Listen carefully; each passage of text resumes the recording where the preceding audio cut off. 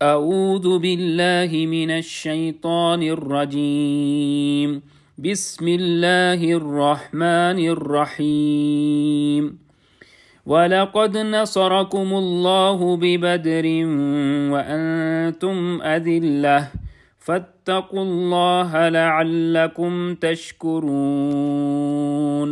صدق اللہ العظیم۔ رب اشرح لی صدری ویسر لی امری واحلل عقدۃ من لسانی یفقہوا قولی رب یسر ولا تعسر وتمم بالخیر آمین یا رب العالمین۔ آج کے لیکچر میں ہم انشاءاللہ تعالی سورہ آل عمران کی آیت نمبر 123 کو گرامیٹیکلی انالائز کریں گے۔ آیت آپ سکرین پہ لکھی ہوئی دیکھ رہے ہیں اور آیت میں وقف کی ایک ہی علامت ہے، تو اس آیت کے پہلے حصے ہوں گے دو۔ پہلا حصہ ہوگا وَلَقَدْ نَصَرَكُمُ اللَّهُ بِبَدْرٍ وَأَنْتُمْ أَذِلَّةٌ اور دوسرا ہوگا فَاتَّقُوا اللَّهَ لَعَلَّكُمْ تَشْكُرُونَ۔ اب جو پہلا حصہ ہے اس میں ہم دو حصے کر دیں گے، پہلا ہوگا وَلَقَدْ نَصَرَكُمُ اللَّهُ بِبَدْرٍ اور دوسرا ہوگا وَأَنْتُمْ أَذِلَّةٌ۔ اب پہلے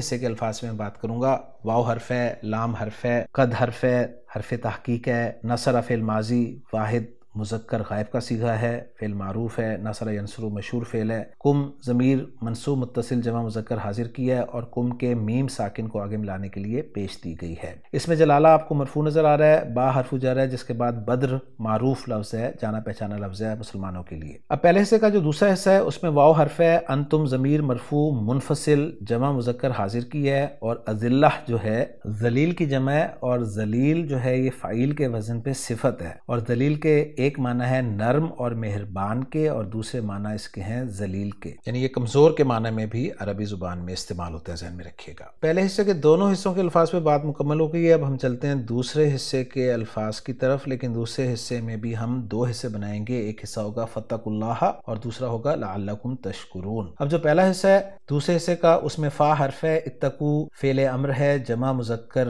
حاضر کا صیغہ ہے، واو قافیہ روٹ لیٹرز بہت دفعہ آ چکا ہے باب افتعال سے یہ فعل، ڈرنا کے معنی میں بچنا کے معنی میں، اس میں جلالہ منصوب نظر آ رہا ہے۔ اور اب آخری حصہ اس آیت کا وہ ہے لعلکم تشکرون، جس میں لعلہ حرف ظروف مشبہ بالفعل ہے جس کے ساتھ ضمیر لگی ہوئی ہے، ضمیر منصوب متصل جمع مذکر حاضر کی، اور آخری لفظ اس آیت کا وہ ہے تشکرونا جو کہ فعل مضارع جمع مذکر حاضر معروف کا صیغہ ہے۔ شین کاف را اس کے روٹ لیٹرز ہیں، شکر یشکرو باب نصر ینصر سے استعمال ہوتا ہے شکر کرنا کے معنی میں۔ تو الحمدللہ جی الفاظ پہ بات مکمل ہو گئی ہے، اب ہم چلتے ہیں جملوں کے اعراب کی طرف۔ تو جو پہلا جملہ ہم نے بنایا ہے اس میں واو کو ہم استنافیہ قرار دے دیتے ہیں، لام جو ہے یہ عام طور پہ یہی کہا جاتا ہے کہ تاکید والا ہے، لیکن قد کے ساتھ جب آتا ہے تو اس لام کو کہا جاتا ہے یہ واقعات فی جواب قسم مقدر، یعنی جب بھی لقد آتا ہے نا تو اس سے پہلے قسم جو ہے وہ لازمن ہوتی ہے، چاہے وہ لفظوں میں ہو، اگر لفظوں میں نہ ہو تو وہ مقدر یعنی محذوف سمجھی جاتی ہے۔ قد حرف قد تحقیق ہے، نصر فعل ہے، پہلا صیغہ ہے تو اس کا فاعل آگے آ سکتا ہے، لہٰذا اس میں جلالہ آپ کو مرفوع فاعل کے طور پہ نظر آ رہا ہے۔ کم جو ہے یہ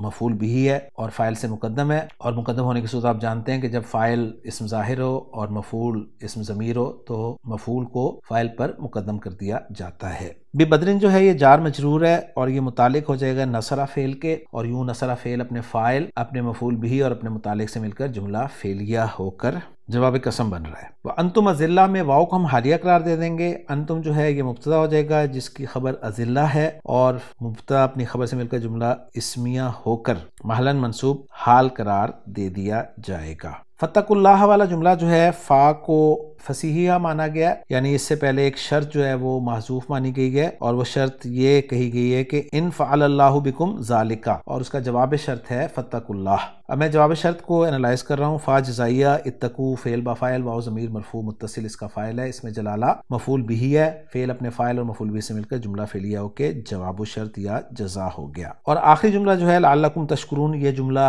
تعلیلیہ ہے جس میں لعلہ حرف ظروف مشبہ بالفعل ہے، کم اس کا اسم ہے اس لیے منصوب ہے، اور خبر کی جگہ پر لعلہ کی ایک جملہ فعلیہ آ رہا ہے تشکرون جو کہ فعل اور فاعل کا مجموعہ ہے۔ واو ضمیر مرفوع متصل فاعل ہے اور یہ جملہ فعلیہ جو ہے محلاً مرفوع خبر قرار دیا جائے گا لعلہ حرف ظروف مشبہ بالفعل کی، اور لعلہ حرف ظروف مشبہ بالفعل اپنے اسم اور خبر سے مل کر جملہ اسمیہ بن جائے گا۔ تو الحمدللہ جی ساری ورکنگ میں نے آپ کے سامنے رکھ دی ہے، اب ذرا محمود صافی صاحب کی ورکنگ کے ساتھ اس کو میچ بھی کر لیتے ہیں۔ محمود صافی صاحب نے نصرکم اللہ لا محل لہ جواب قسم مقدر، لا محل لہ جواب قرار دیا ہے ایک قسم مقدر کے لیے، اور انتم اذلہ والا فی محل نصب حال قرار دیا ہے، اتقوا والا جملہ جواب شرط مقدر قرار دیا ہے، اور لعلکم تشکرون والا جملہ لا محل تعلیلیہ قرار دیا ہے، جس میں تشکرون والا جملہ جو ہے فی محل رفع خبر لعل قرار دیا ہے۔ اب رہ گیا جی اس آیت کا ترجمہ، تو وہ آپ کے ساتھ میں شیئر کر دیتا ہوں۔ اس آیت کا ترجمہ کچھ یوں کیا گیا ہے کہ وَلَقَدْ نَصَرَكُمُ اللَّهُ بِبَدْرٍ، اور بلا شبہ یقیناً اللہ نے بدر میں تمہاری مدد کی، یعنی اللہ تمہاری مدد کر چکا ہے بدر میں، وَأَنْتُمْ أَذِلَّةٌ، جبکہ تم نہایت کمزور تھے،